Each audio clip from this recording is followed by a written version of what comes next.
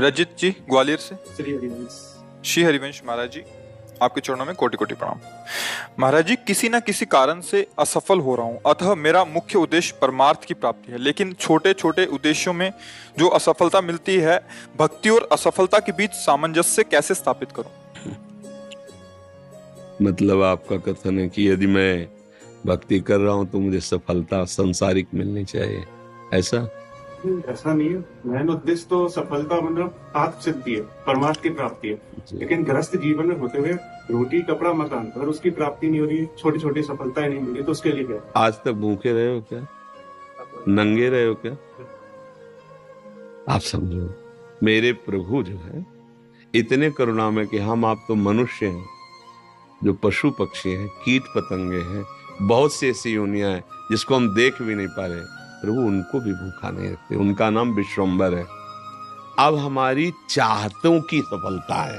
बात समझो, आपने जैसे सहज में कह दिया रोटी कपड़ा और मकान, तीनों से आप खाली नहीं हैं। ईमानदारी से बोलो, जिस दिन तुम नंगे घूमे हो और जिस दिन तुम्हें छत के नीचे न रहने को मिला हो और जिस दिन तुम भूखे रहे हो, वायु न मिली हो, जल न मिला हो सकता है अन्न न मिला हो, लेकिन प्राण पोषण के लिए दो आवश्यक है, वायु और जल, है ना? अब हमारी बात असलियत में, हमारी जो शरीर पोषण जीने की आवश्यकता है वो तो सबकी पूर्ति हो रही है। आप देख लीजिए, चाहतों की पूर्ति शब्द है। हम लोग क्या करते हैं कि असली ज्ञान को छुपा करके नकली बात बोल देते हैं, जिसमें सब हाँ में हाँ मिला दे। ये नकली बात है कि हमें रोटी कपड़ा और मकान तो चाहिए, पक्का प्यारे वो पशु पक्षियों को भी देता है। घोंसला बनाने की आप देखो, उनके घोंसले कैसे बने, आप बनाने में फेल हो जाएंगे। नहीं फेल हो जाएंगे? कैसे वृक्ष में कैसे हिलगा के घोंसला, उनको बुद्धि दी किस स्कूल में जाके सिखाया उन्होंने? हरि ने दी, हरि ने। तुम अपने वास की व्यवस्था कैसे करो, ऐसे बना दिया। भोजन की व्यवस्था उनको सिखा दिया। कोई भी सृष्टि में ऐसा नहीं है जिसका माता की तरह भरण पोषण भगवान ना करते हो। हाँ, अलग अलग जिनको जैसा भगवान ने। अब हमारी जो असफलता है उसमें हमारी चाहत है, मैं कपड़ा तो पहनूं पर ऐसा पहनूं, समझना, रोटी तो खाऊं पर ऐसी खाऊं, मकान तो हो पर ऐसा हो। समझ पा रहे हैं आप? अब इसके लिए हमारा कर्म कार्य करेगा।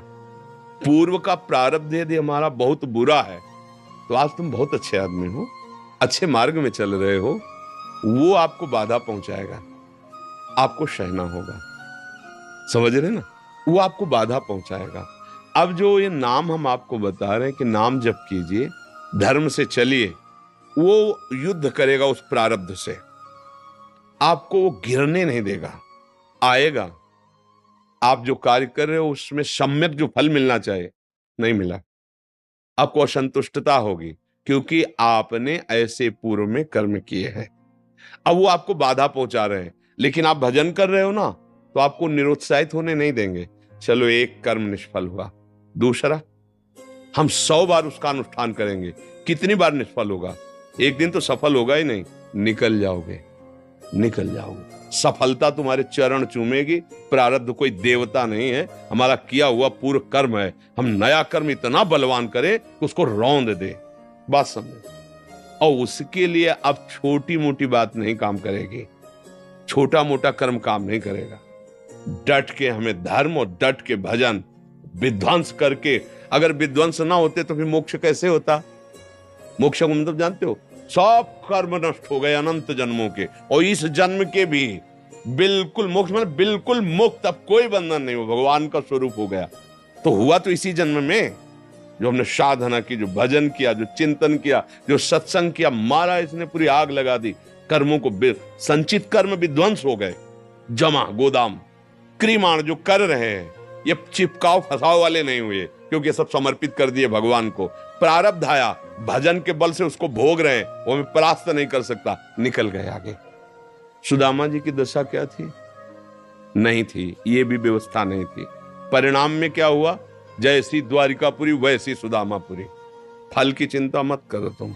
असफलताएं और सफलताएं ये हमारे मार्ग की पड़ाव हैं, कोई गर्मी वाला, कोई सुखद वाला। मार्ग का चलने वाला पथिक इन पड़ावों में फंस करके अपने मार्ग को नहीं भूल जाता है। असफलता तुम्हारे जीवन की सफलता का स्वरूप बनेगी। बस डट करके ऐसा भजन करो, सत्कार्य करो जिससे पूर्व प्रारब्ध नष्ट हो जाए। सच्चाई की, आध्यात्मिक की बात यह है। अब चोरी, हिंसा, अधर्म आचरण तो वो तो पूर्व प्रारब्ध है ही, नया कर्म भी बिगड़ गया, दोनों मिलकर फिर आपको जीना मुश्किल कर देंगे। और होता है, देखो ना, पिता को मार डाला कि जल्दी मरे, हम इस प्रॉपर्टी का दे। पिता को मार डाला, आप जेल गए, संपत्ति यूं ही पड़ी है, तीसरा उसका भोग कर, विवेक खत्म हो जाता है। विवेकवान बनो, जैसी भी परिस्थिति हो उसमें राजी होना सीखो, वो आपके ही कर्म का परिणाम है। और ऐसे नवीन कर्म करो कि विध्वंस कर दो उस प्रारब्ध कर्म को जो तुम्हें झुकाना चाहता है, मिटाना चाहता है। हमारी प्रार्थना को अगर आप समझोगे तो आगे बढ़ोगे। अपना ही कर्म को न काहू के सुख दुख कर दाता, निज कृत कर्म भोग सुन भ्राता। तो बोले संतों के पास क्यों जाया जाता है? यही समझने के लिए। अब हम क्या करें जिससे हमारा कर्म हमको परेशान न कर पाए? वो है ज्ञान, वो है भक्ति, वो है भगवान का आश्रय। जब घर में भोज आते हो, भिक्षा भी नहीं मिली, तो पत्नी पूछती कि बच्चों को कैसे जिलाएं। तो तुलसी दल उतारते, ठाकुर को भोग लगाते, आधा आधा तुलसी दल। उनका एक मित्र था जो धनी के यहाँ उपरोहित कर्म करता था, डोली में बैठ के निकलता, पालकी में। वो कहता है, सुदामा जी, हमारे यहाँ जो सेठ है ना, उनके यहाँ चलो, थोड़ी देर श्लोक बोलना। सब व्यवस्था उनका, हमने तो अपना सेठ श्री कृष्ण को वर्ण किया है। अब वो भूखे रखे चाहे मारे, अब हम दूसरे की गुलामी नहीं कर सकते। हमने तो भगवान को अपना माना है। हिले नहीं तो भगवान का हृदय हिल गया। एक दिन प्रसाद पा रहे थे से एकदम ऐसे हो गए। रुक्मिणी जी मन की बात, तो उनका प्रभु, ऐसी स्थिति आपकी तभी होती जब कोई आपका भक्त भूखा होता है। तो भगवान के आंसू आ गए। हमारा पुराना मित्र है सुदामा, और कई दिन से उसके घर में भोजन नहीं, बच्चे। बोले, प्रभु आप दुखी हो रहे हो, महालक्ष्मी स्वरूप आप आदेश करो, त्रिभुवन की राज्य लक्ष्मी उसके घर में। तो उनका बात तो यही कि उसके अंदर कामना नहीं है, और मेरे भक्त के अंदर यदि कामना नहीं होती तो माया मैं नहीं देता। मेरे भक्त के अंदर कामना नहीं होती तो मैं माया, और वो निष्काम भक्त है सुदामा, उसके अंदर कभी कामना आ ही नहीं सकती कि हे भगवान भोजन तो दे दो, कभी नहीं। तो रुक्मिणी जी ने कहा, हम आपका दुख नहीं दे सकते। फिर हम कुछ रचती हैं, तो उनका नहीं, पहले हमें कामना पैदा करना पड़ेगा। भगवान सोच रहे पहले हमें भक्त के हृदय में कामना पैदा करना पड़ेगा। गए एक भिक्षुक के रूप में, जब सुदामा जी भिक्षा को गए थे, भिक्षाम दे, अतिथि धर्म गृहस्थ में बहुत बड़ा धर्म होता है, दरवाजे आए हुए का आदर करना चाहिए। तो कुछ ना हो तो वचन से है। निकली भिक्षाम दे, तो उनका भगवान, हम भिक्षा देने लायक नहीं है। क्यों? उनका एक पुत्र हुआ है, इसलिए सूदक है। ठीक है, 15 दिन बाद आ जाएंगे। बोले मत आना, क्योंकि हमारे जो पुत्र हुआ है वो दरिद्र नामक पुत्र हुआ है, और इसका सूदक पूरे जीवन में नहीं जाएगा। अर्थात हम दरिद्र हैं, हमारे पास कुछ है ही नहीं जो मैं आपको दे सकूं। भगवान ने कहा, सुना है तुम्हारे पति के मित्र द्वारिकाधीश भगवान है, जिनके मित्र श्री कृष्ण द्वारिकाधीश हैं, उनकी ये दशा, एक बार कहो ना अपने पति से कि अपने मित्र के पास जाएं। भगवान चले, पत्नी आए। जब आए सुदामा जी, तो पत्नी ने कहा कि हाँ, हमें तो स्मरण नहीं था, आपके मित्र द्वारिकाधीश है ना, आप उनके पास जाओगे तो मैं कभी इस बात के लिए नहीं जाऊंगा कि श्री कृष्ण मुझे सांसारिक वस्तु दे। नहीं नहीं। बोले, हम कब कह रही मांगना, आप केवल जाओगे तो आपकी दशा देख करके वो आपको दे देंगे। बोले, तुम कहती हो तो हमें दर्शन मिलेंगे मेरे प्यारे के, इसलिए मैं जा सकता हूं। अब मित्र के पास, गुरु के पास जाए तो कुछ ऐसा शास्त्रीय सिद्धांत है, कुछ भेंट ले जाए। बेटी के यहाँ जाए, गुरुदेव के यहाँ जाए, आराध्य देव के यहाँ जाए, ऐसा, और मित्र के यहाँ जाए तो उनका भेंट के लिए, अब खुद खाने के लिए भेंट क्या, सुदामा जी की पत्नी का देखो प्रयास करती, 4-5 आस के मोहल्ले के घरों में गई तो कुछ तो ऐसे थे, देखते ही बंद कर लेते थे दरवाजा कि मांगेगी आके और क्या है। थोड़ा एक प्रिय भाव रखती थी। तो कहा हमारे पति द्वारिकाधीश से मिलने जा रहे हैं, कुछ उनकी भेंट के लिए। तो सूप होता है, सूप से जैसे पछोड़ा जाता है, अच्छे चावल पीछे हो जाते हैं, टूटे वाले आगे हो जाते हैं। वो टूटे हुए तंदुल जो वो दिए, किया ले लो आप। वो तंदुल लिए 3 मुट्ठी। अब उनके पास अच्छी रुमाल भी नहीं थी, क्योंकि सब पैसे से होता है, गरीब, इतने गरीब। अपनी फटी हुई कपड़े की धोती, उसमें चावल। पूरा बहुत बड़ा चरित्र पर जब भगवान के द्वार में पहुंचे, जहां ब्रह्मा और शंकर भी खड़े रहना होता है, वो द्वारिकाधीश का वैभव। द्वार पाए दरिद्र ब्राह्मण, फटी सी, इतनी बेवाई है, ऐसा शरीर है, आंखों में भगवत तेज समाया हुआ है भगवान। तो उनका भैया,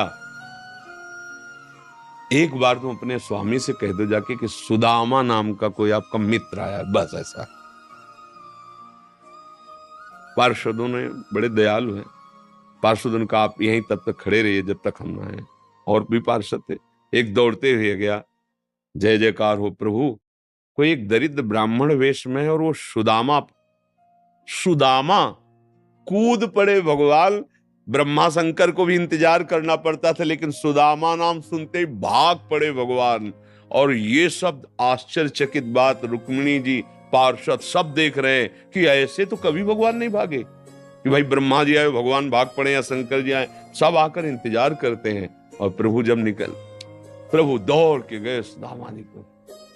सुदामा जी संकुचित हो रहे हैं कि मेरी हड्डियां ऐसे सुकोमल, तन मेरे श्याम सुंदर के लग रही होंगी। वो सकुचते जा रहे कि इतना बड़ा वैभव स्वामी हमें ऐसे। भगवान ऐसे अपने हाथ से चरण पखारे सुदामा जी के, थाल रखकर। रुक्मिणी जी आश्चर्यचकित हो रही है, ऐसा कोई तपस्वी, ऐसा कोई महात्मा जिसकी ऐसे भगवान अभी तक तो नहीं देखा जैसा इस ब्राह्मण। और धोती कई जगह से फटी थी, जो दुपट्टी उसको कई ऐसे केवल अंग ढके हुए थे, ऐसी धोती थी, हड्डियां शरीर में। रुक्मिणी जी के पलंग पे बैठाला भगवान ने, जिस पलंग को ब्रह्मा शंकर नमस्कार करते हैं, उस पलंग पे बैठाला, चरण धोए, चरणामृत लिया, का हो भाग्य आप पधारे, भोजन पानी से चरण दाब रहे। सुदामा जी सोचते वो दास पर कितनी प्रीति प्रभु करते हैं। 2-3 दिन 4 दिन सबसे प्रभु मिलवा रहे, परिचय करा, ये मेरे मित्र सुदामा जी हैं, ऐसे बैठे।